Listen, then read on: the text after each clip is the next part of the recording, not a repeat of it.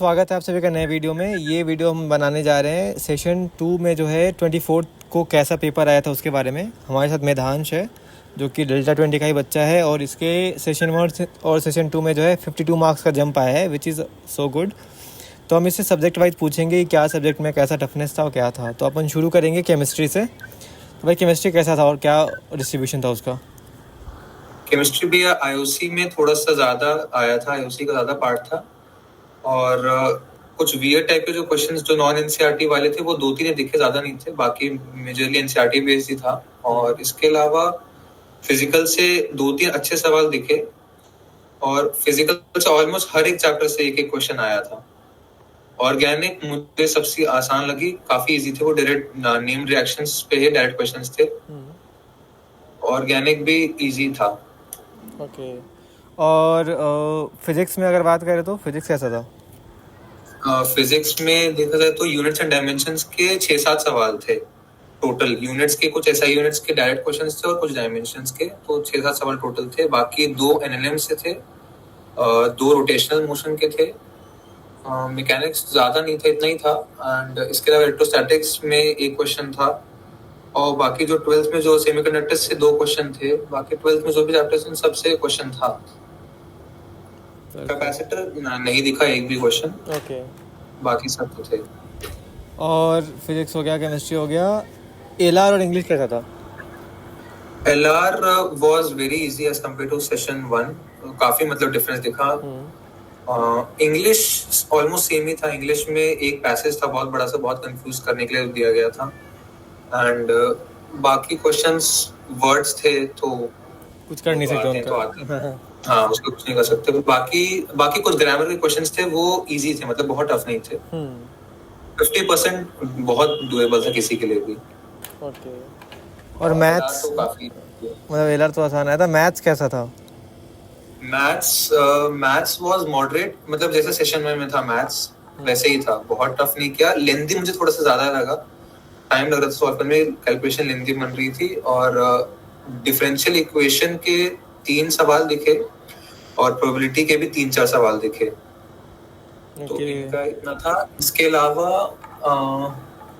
Integration का एक ही दिखा था। मैथ्स में और ज्यादा तो नहीं दिखे क्वेश्चंस, मतलब किसी चैप्टर से, मतलब बाकी सबसे तो 1-1, 2-2 सवाल ही थे बाकी हर चैप्टर से। सही है। क्वाड्रेटिक्स सब कुछ। तो मतलब मान ले अगर तूने पेपर दे दिया, अब तुम्हें अगर गाइड करना हो जो बाकी 2 दिन बच्चे हैं और जिनको ऐसे देख के लग रहा है कि इस वीडियो से उनका मार्क्स इंप्रूव हो जाएगा, ऐसा कुछ होने वाला नहीं है क्योंकि पेपर सबका अलग आएगा। हो सकता है तुमसे कैपेसिटेंस नहीं पूछा, उनसे कैपेसिटेंस के ही 5 पूछ दे, ये भी हो सकता है बिटसेट के अंदर। बट मान ले मेंटल सेट कैसा था और उसमें तू अगर कल पेपर देता तो क्या बेटर करेगा आज के मुकाबले की तेरा स्कोर बूस्ट हो जाता? मेंटल सेट बिल्कुल नॉर्मल रखना है, ज्यादा स्ट्रेस नहीं लेना है। क्वेश्चन आसान आ रहे हैं इस बार थोड़े से। सेशन में ऑफ कोर्स शॉक दिया गया था बहुत ज्यादा, सेशन 2 कंपैरेटिवली इजी आ रहा है। बस काम रहना है और करते जाना है, सॉल्व करते जाना है। क्वेश्चंस बनेंगे और फॉर्मूला सारे रिवाइज कर लो, क्योंकि फिजिक्स तो मेरे को लगता है काफी फॉर्मूला बेस्ड थी। कुछ ही क्वेश्चन थे जिनमें थोड़ा सा कॉन्सेप्चुअल था एज कम्पेयर टू सेशन में जहाँ पे बहुत कॉन्सेप्चुअल पूछा गया था। ओके। फॉर्मूला हर सब में इम्पोर्टेंट है फिजिक्स केमिस्ट्री में, और एनसीईआरटी केमिस्ट्री के लिए अच्छे से कर लो, बस वो इनफ है। बाकी जो आउट ऑफ एनसीईआरटी उनके लिए कोई कुछ नहीं कर सकता, वो तो आप उतना ही कर लो, वही बहुत अच्छा है। मतलब भाई अगेन वही बात है ना कि अगर तुम 80% भी करके जाते हो, उसमें अगर तुम्हारी एफिशिएंसी अच्छी रहती है ना, तुम्हारा स्कोर अच्छा होगा ही। कोई ज़रूरत नहीं है 100% करके जाने का और सब आधा आधा करके जाने का। जो करके अगर सॉल्व करके आते हो तो मार्क्स उसमें आएंगे ही। और बहुत बच्चों के लाइक अगर कोई ऐसा सोच रहा है कि इस बार कट ऑफ गिरने वाला है और ये होने वाला है, तो देखो कट ऑफ गिरेगा नहीं गिरेगा वो अपने हाथ में नहीं है, बट अभी तुम्हारे हाथ में एटलीस्ट स्कोर करना है, राइट। और सेशन 2 में लोगों ने बहुत पुल किया है, तो जो पहला सेशन में लोगों को शॉक लगा था, बहुत लोगों ने नॉर्मलाइज कर दिया उस चीज़ को। और अगर मान लो 3 लाख लोगों में से 3000 लोगों ने भी नॉर्मलाइज कर दिया अपने स्कोर को, तो सीट तो बिट्स में 3000 ही है ना, तो फिर कट ऑफ में ज़्यादा फर्क नहीं पड़ने देंगे वो बच्चे भी।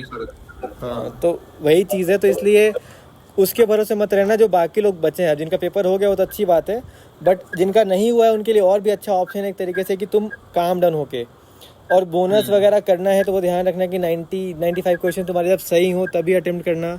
बोनस क्वेश्चन, क्योंकि रिस्क है बहुत बड़ा, हो सकता है बोनस में तुम गए और क्वेश्चन बनी ना तुमसे,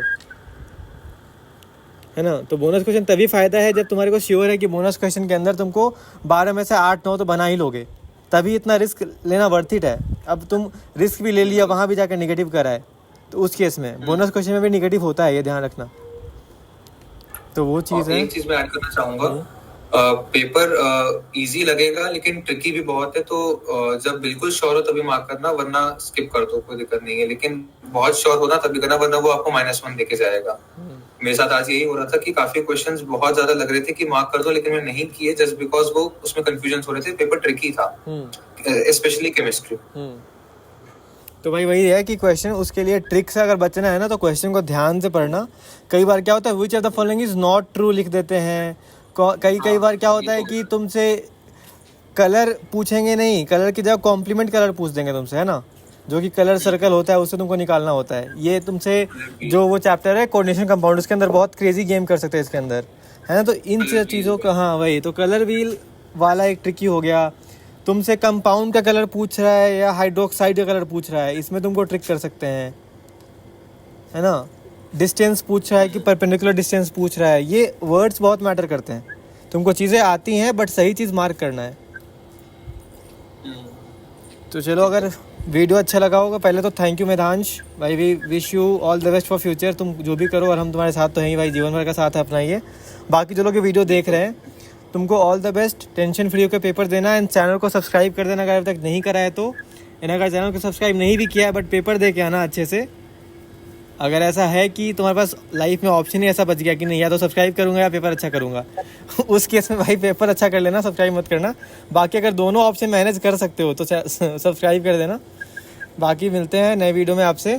थोड़ा मैं वेदांत से बात कर लूँ थोड़ा प्राइवेट में अब।